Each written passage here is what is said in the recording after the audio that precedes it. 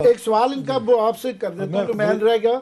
इन्होंने आपसे पूछा था कि जनाब एक वजीर आजम जो है वो कह रहे हैं कि कोई तो इतनी बड़ी बात नहीं है, वो गवर्नर साहब ने शायद उनको कोट करके कहा है, तो वो अगर बड़ी नहीं है तो वो मुकदमा क्यों फिर दर्ज इंक्वायरी क्यों कर रहे हैं चीफ ऑफ आर्मी स्टाफ? चले, एक तो पहले कौम को मुबारक होगा, 3-4 दिन बाद इन वजीर आजम साहब के सामने आए हैं। सामने से मुराद है कि उनका अभी तक कोई अपना पब्लिकली तो नहीं आया, लेकिन मैं सुन रहा था नदीम मलिक साहब का, उनका ये इंटरव्यू था, इमरान इस्माइल साहब जो गवर्नर साहब हैं। अगर आपने कन्फ्यूजन एट उस बेस्ट देखनी हो ना, वो लॉर्ड्स ऑफ कन्फ्यूजन, तो इमरान इस्माइल साहब को सुनना चाहिए आपको कि उन्होंने जी इंटरव्यू कि मसूफ को मतलब बिल्कुल कुछ बात की समझ नहीं आ रही थी, इतना बड़ा क्राइसिस। और मैं इमरान खान साहब पे तो आता हूँ, उन्होंने क्या बताया, उनसे नदीम मलिक साहब ने एक सवाल किया, उन्होंने कहा ये जो इतनी बड़ी वहाँ पे चांद माड़ी हुई है, पूरी दुनिया मतलब इंडिया तक बातें पहुँच गई हैं कि पाकिस्तान में खुदा न खासा बगावत हो गई, पुलिस और फौज लड़ रहे हैं, तो जी यहाँ कत्लेआम शुरू हो गया, तो बंदे मारे गए हैं, तो ब्लास्ट हो गए, बला बला पूरी दुनिया में गया, इवन वाशिंगटन पोस्ट में और दीगर मुल्कों में मतलब ये चीजें खबरें आना शुरू हो गई हैं। उन्होंने पूछा आप चलो बाकी तो छोड़ें, आपकी अपने वजीर आला से बात हुई? उन्होंने उसी ही जो स्टाइल है आजकल पीटीआई का, एरोगेंस रूडनेस उस टॉप पे है ना, उन्होंने कहा मैंने कोई नहीं बात की। गवर्नर सिंध ये कह रहा है कि वो पूरे अपने वजीरों से भी राब्ते में है, वो एजेंसी से भी राब्ते में है, वो आपकी फोर्सेस से भी राब्ते में है, वो सबसे राब्ते में है। अगर नहीं है राब्ते में तो वो वजीर आला के साथ राब्ते में नहीं है, ये सिंध को चला रहे हैं। ये जरा जहन में रखिएगा कि मैं गवर्नर हूं तो मैं क्यों राब्ते, भाई हजूर आप फेडरेशन को रिप्रेजेंट कर रहे हैं और फेडरेशन पे ही इल्जामात लग रहे हैं। आपसे इतनी तकलीफ नहीं हुई इमरान इस्माइल साहब से? कैसे कैसे लोग इन्होंने रख लिए यार, वैसे मैं हैरान हो रहा हूँ कि इतना बड़ा होता है, पूरे मुल्क की क्रेडिबिलिटी एट स्टेक है, पूरा मुल्क परेशान है, और इसमें और इमरान इस्माइल साहब ये कह रहे हैं कि मेरी मुराद अली शाह साहब से नहीं बात हुई। वो भाई साहब आपको उनका चेहरा पसंद नहीं है, आपको वो पार्टी पसंद नहीं, मान लेते हैं आपको मुराद अली शाह पसंद नहीं है, लेकिन आप अपने जातियात के लिए नहीं बैठे हुए कि आपने अपने जाती गुस्से निकालने हैं। आप वहां पे बैठ के कुछ ना कुछ कॉन्स्टिट्यूशनल होता है, आप फिर अपनी ऑब्लिगेशन उनको फिट करने को तैयार नहीं है। आपको उनसे मुलाकात करनी चाहिए थी, आपको उनसे बैठ के बात करनी चाहिए। ना इमरान खान साहब बात कर रहे हैं, वो आर्मी चीफ से बात हो रही है, ना गवर्नर साहब बात कर रहे हैं, और फिर कहते हैं आपके यहाँ रिट जो है ना, जमहूरियत जो है ना, वो कमजोर हो जाती है। भाई आपके इन एक्शन की वजह से कमजोर होती है, एक चीज। अब दूसरा बड़ा अहम सवाल था जो वो सुनने वाला है इमरान इस्माइल साहब का, वहाँ की आपकी इमरान खान साहब से बात हुई, क्या बात हुई? उन्होंने वो आगे खान साहब ने कहा हमें हाइप क्रिएट की हुई है, तो कोई बात ही नहीं थी, कोई इशू नहीं था। जरा देखें टैकलिंग हैंडलिंग देखें।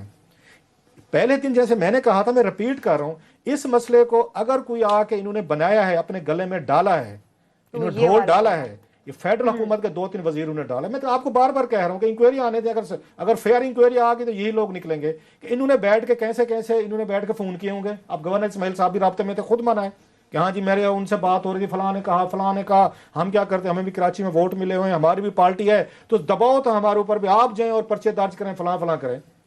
इसके बाद 2-3 दिन आज उसने पूछा इनसे, नदीम मलिक साहब ने, कि आपके सुना वजीर थे 2-4, जो कौन से वजीर मुझे पता नहीं, अब मुकर गए।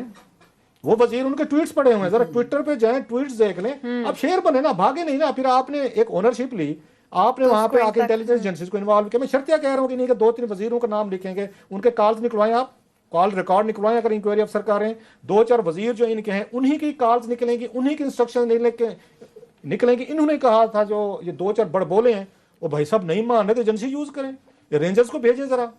अब उनके गले पड़ गए सारी के सारी, अब भाग गए सारे, अब भाग गए। अगर इनका अब ये कहते हैं इशू नहीं था, तो मैं इमरान खान साहब से बड़ी इज्जत के साथ पूछना चाहता हूँ, वेरी हम्बली, तो भाई साहब उस दिन सारे का सारा मैच किसने डाला हुआ था? उस दिन तो पीएमएल नवाज नजर ही कहीं पे नहीं आ रही थी, वो तो भाग गए थे सारे, पीपल्स पार्टी भाग गई थी कि यार ये वहां पे क्या हो गया, हमारे गले में कितना बड़ा फसाद पड़ गया। उस दिन तो सारे, आप इनकी प्रेस कॉन्फ्रेंसेज उठाए, एक एक वजीर ने 10-10 दफा प्रेस कॉन्फ्रेंस की इस इशू पे, देखें मज़ार कैद की बेरहमती हुई है जो कि वाकई हुई है। उसके बाद ट्विटर पे बैठ गए सारे के सारे, गवर्नर खुद कह रहे कि मुझे फलां लोग थे, इनकी अपनी कोर कमेटी चल रही थी। अब इमरान खान साहब इस पूरे मसले के बाद 3 दिन बाद ये फरमाते हैं तो मसला कोई नहीं था, ये कोई प्रॉब्लम ही नहीं था। अब पता नहीं गवर्नर साहब की ने कोट किया है प्राइम मिनिस्टर को, अब हो सकता है वो कहे जी मैंने तो ये कहा नहीं सर, ये क्लिप है पूरा, मतलब है मैंने खुद सुना है, चलो मैंने सुनाई होती नहीं, आप नहीं गलत कह रहे हैं, वो उन्होंने मिसकोट किया हो।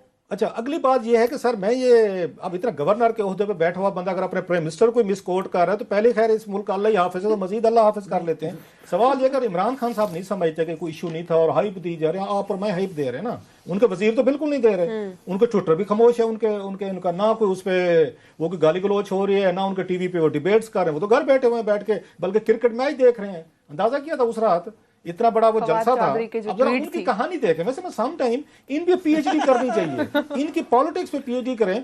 उस रात हमारे दोस्त ये फवाद चौधरी साहब ने, शिबली फराज साहब ने वो तस्वीर निकाल के लगाइएगा प्रोड्यूसर साहब। अच्छा, उन्होंने तस्वीर ट्वीट की है just to show we damn care. अब डैम केयर का सुने आगे कि हम नहीं सुन रहे, हम मैच की झलकियां देख रहे हैं। बिल्कुल देख रहे होंगे जनाब, मान लें मैं तो फिल्म देख रहा था सपोज जब जलसा हो रहा। चलो मैं ये कह देता हूँ। मैं सवाल यह है कि आप अगर 4-5 उसमें शिबली फराज भी थे, आप मेन लोग हैं उनके, इमरान खान साहब के जहन में रखिएगा। और आप मेरा ख्याल में गलत नहीं कह रहे तो अली जैदी साहब भी कोने में बैठे हुए थे वहां पे, बिल्कुल उन्हें दूर रखा हुआ था, उनके कहा आप उधर बैठे। मेरा सवाल ये है कि अगर आप लोग, इतना बड़ा पॉलिटिकल इवेंट हो रहा है जो उसको अफेक्ट कर रहा है, पूरे मुल्क को कर रहा है, वहाँ पार्टी चल रही है, वहां पार्टी चल रही है, क्रिकेट मैच देख रहे हैं, अच्छा चलो वो भी देख लिया, ये सीरियसनेस देखें जरा। उसके बाद इमरान खान साहब अगले दिन तकरीर फरमाते हैं।